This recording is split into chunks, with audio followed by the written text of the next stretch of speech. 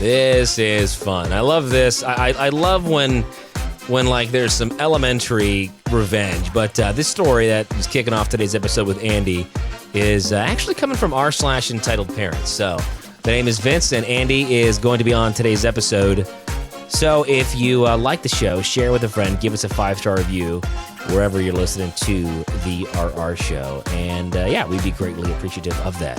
So it's r/EntitledParents, user Holden Position 4. And the title of it is, this is a little bit of a longer one. Parents decided to cancel my 14th birthday party to accommodate my spoiled younger brother. Reinstated it when I told everyone at school.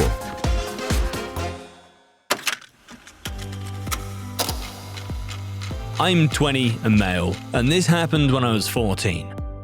I have a brother that's about 6 years younger than me, and he was extra coddled by my parents for having been diagnosed with high-functioning autism when he was 4. But other than that, he seems very normal, just unbelievably spoiled. And he used that to get his way. A lot. And by a lot, I mean nearly all the time. Anything I had, he also had to have. So that meant we had doubles of almost everything that wasn't shared items. And anything he had that I didn't, he'd rub in my face any way he could. When I was 11, I begged my parents for a 3DS for my 12th birthday. I got one, but then was told to lend it to my brother whenever he wanted it, or else I'd have it taken away. Which it was. A lot. When my aunt found out after seeing my parents forcibly take my 3DS out of my hands to give it to my brother on one of her visits, she let loose on them for such blatant favoritism. They returned my 3DS immediately, then blamed me for the situation after my aunt left. But they didn't make me give it to my brother again. Instead, my parents went out a few days later and bought another 3DS as a surprise gift for my brother. On several of mine and other people's birthdays, my brother made a huge fuss because the party wasn't all about him. Even going so far as to outright state that he was upset because he wasn't getting any gifts or getting to blow out the candles on the cake. My parents learned the hard way that they couldn't enable my brother the way they'd liked at those parties, and were actually kicked out of a few for trying. And because of that, other kids at his school stopped inviting him to birthday parties altogether. For me, my birthdays were some of the only days I had that got to be about me, because otherwise my parents forced my life to revolve around my little brother. And a year prior to when this story took place, my parents ended up paying more attention to him the entire time of my 13th birthday. And even asked me if I'd let my brother blow out my candles for me because he was upset and pouting. I refused that because I wanted to blow out my own candles. They called me a spoilt brat at first, till my aunt intervened and chastised them on their favoritism yet again, and stated how much she had noticed how my brother gets nearly everything between the two of us just because he's autistic. My parents got no support from anyone else there other than my brother, who was still crying because he wasn't getting to blow out my candles. And because he didn't get his way, he tried to outright spit on my cake out of spite. But my awesome aunt thankfully blocked him before he got the chance, then scolded him till he ran to my mum in tears. My parents took a lot of heat from the other adults there, and then promised to never ask me to let my brother blow out my candles again. But they pretty much just went through the motions for the rest of the party. My aunt pretty much took over coordinating everything from that point. The following year, a couple of weeks before my birthday, my parents sat me down and told me they were still going to get me some gifts and a small cake, but my birthday party was effectively cancelled to avoid my brother having another meltdown. I told them I couldn't believe they were doing this to me, and they just seemed to shrug it off without a care. So at school, over the next week, I told my friends, my teachers, and even my school counsellor. All of them were appalled by my parents' lack of consideration or empathy. The vice principal even found out and consoled me. And all this got back to my parents through social media. My parents ended up grounding me and gaslighting me for telling so many people. But that didn't stop me from still telling everyone at school that I was grounded for just being upset my birthday was cancelled for no good reason.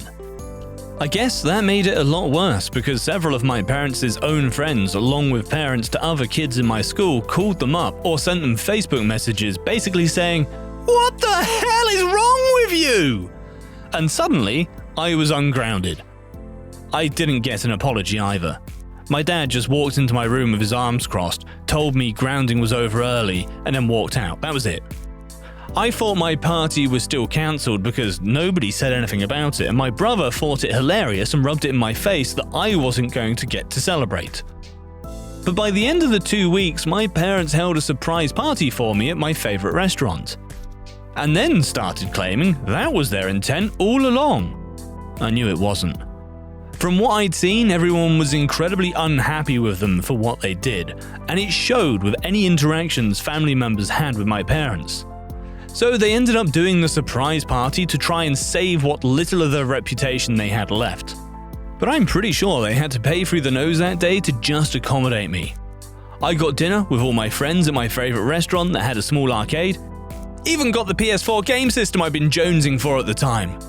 I could tell it was all pretty much planned and bought last minute because my dad had a look about him that my aunt comically described as looking like a moth had flown out of his wallet. My brother, of course, made a huge fuss that I got that surprise party. But with so many of my friends and their parents there, my mum and dad finally put their feet down on my brother to stop his tantrum when he wanted to push my cake off the table. My brother ended up getting a timeout for the first time since he was a toddler, and my mum had to stay with him to make sure he didn't do anything crazy. And he did try several times to run to the cake or stack of presents. Who knows what he would have done if it were not for the fact that at least one adult was always on guard. Even my dad stood guard to keep him away. My mother ended up having to remove my brother and herself from the party entirely and took my little bro to McDonald's nearby so he could have fun in their play area. And I heard later she spent at least an hour trying to get him to come out of the play place tube structure, and he only did so because he had to use the bathroom, then tried to run right back in again. My parents never tried to cancel my birthday again while I still lived with them, though they never again tried as hard or spent as much. For the remaining 4 years I was under their roof, my birthday parties consisted of a local pizza parlor, a cake without even my name written on it, and never again anything as expensive as a new gaming system. I don't mean to sound spoiled, but I was a bit disappointed I never got a cake with my name on it again. My aunt called my parents out on that each year, and each year they claimed they forgot to get the cake decorated. I'm pretty sure that the reason my name was never written on another cake was because my brother always refused to eat pieces of cake that had writing of someone else's name on it at any party. And they couldn't put his name on any of my cakes, or it would have looked very bad for them. But the fact that I still got a day that was just about me at all, and not my brother, was still fantastic in my book. Especially because just about everything else revolved around him.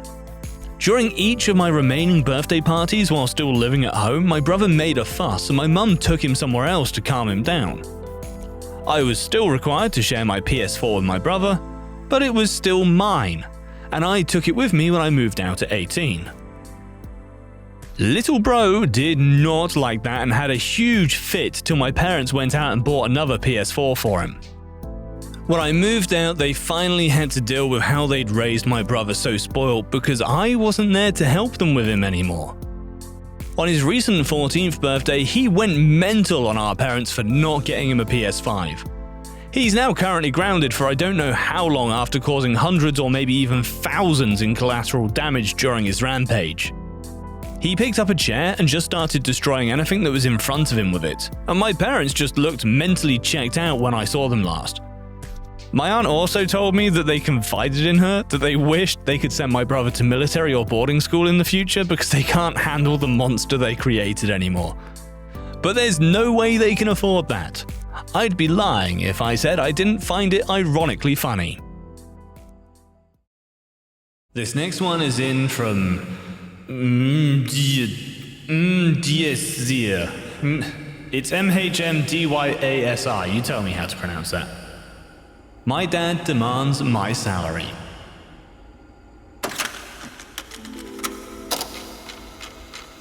This is a true story. It's about my father. I might sound like a bad person talking about my own parents this way, But it's true, I'm no angel, and I had a rough life. P.S. If you see me talking about money, it's in Indian rupees. $1 is about 80 Indian rupees. To be honest, I had a rough childhood. The relationship between me and my father was really bad. I'm the second child and I have an older sister. Apparently my dad wanted another daughter. Hence, he started avoiding me from the day I was born. Like he didn't even show up at the hospital that day. So my mum had to go to the hospital alone, give birth to a baby and come back home with this new baby. He avoided me so much that whenever my family would go shopping, everyone would get something with them. An item of clothing, a toffee, or anything they wanted. I, on the other hand, would not have anything. If I asked for something, he would slap me in the middle of the road or inside the shop and throw a loud tantrum, like I asked him to do something illegal. Let me come clean here. After a few years, after I turned about 8 or 9, I did start arguing back. I started to push him to the extremes to make him feel what I felt. But he would handle it all the same way, yell at me or slap me. Even until this day, I have social anxiety disorder because of the experiences I had. Not only that, he loved throwing away my stuff. When I was young, I had a hobby of collecting stuff. My oldest memory is of me collecting shells from the beach. He'd throw everything away, saying it was worthless. I started collecting stamps and he used all of them to send letters to his friends. I collected coins and he threw them in the toilet. I collected fossils. Not lying, I had fossils. He waited until I filled a bucket of amber and other kinds of fossils and sent a verification to the archaeological department to verify it. They verified it and said they were original and could get me thousands if I sell them. I didn't want to sell and wanted to collect more. Days later, he took all of it and threw it away because, and I quote, "carrying bones inside the house would bring demons inside." I gave up fighting him at that point. I was around 13 to 15 at the time. I thought that if I could bear a few more years, I could get my own life with my own rules. When the time came for me to go to college, he wouldn't let me choose my favorite course. I was forced to choose IT. Not regretting that, but it wasn't my thing. I just agreed and lived in the hostel. He went abroad for work after that. I thought I could live my life after that, but he doesn't let go of me that easily.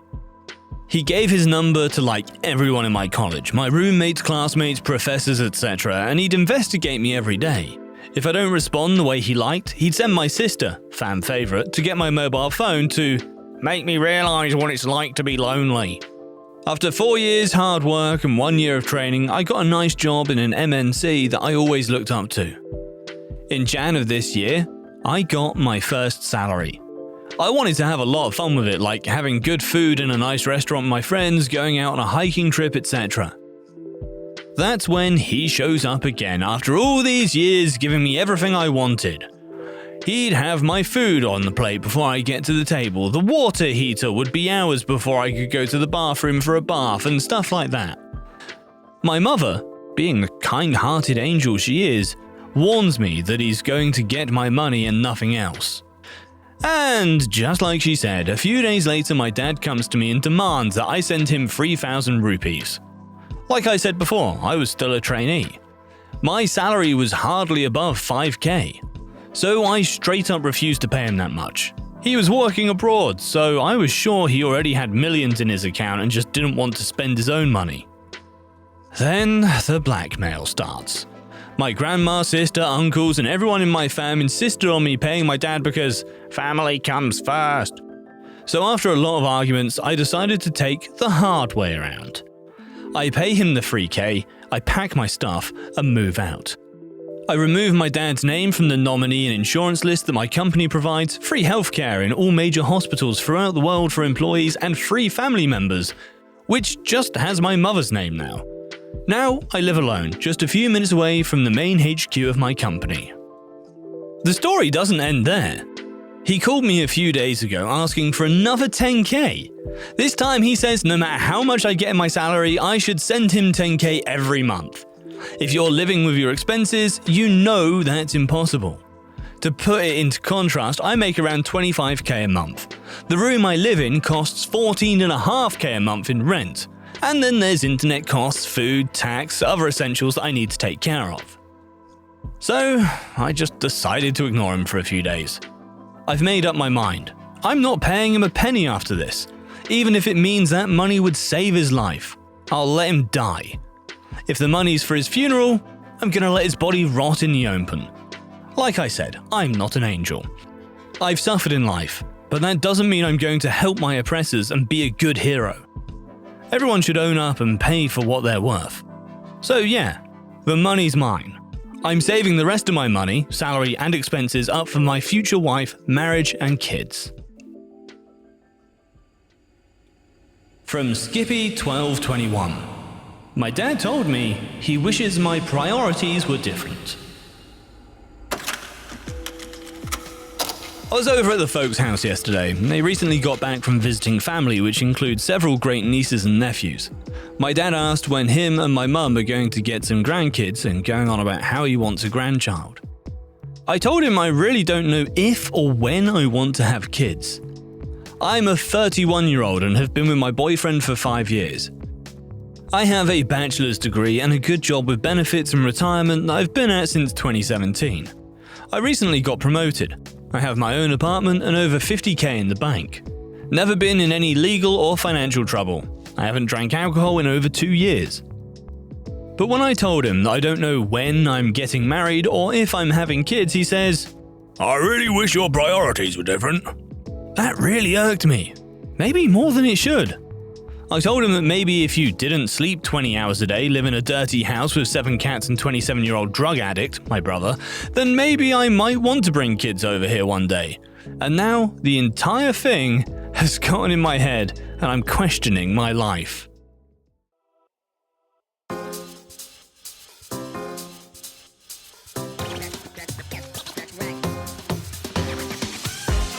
So thanks for being with us. The RR Show is a production of Evergreen Podcasts and Wessler Media. Now, if you'd be so kind, please follow or subscribe to our show wherever you get your podcasts. And if you're feeling extra nice, you might as well leave a 5-star review. But for more, visit the website, rrshow.com. That is rrshow.com. I'm your host, Vince. Thank you to my producer, Kevin, and we'll see you next time here on The RR Show.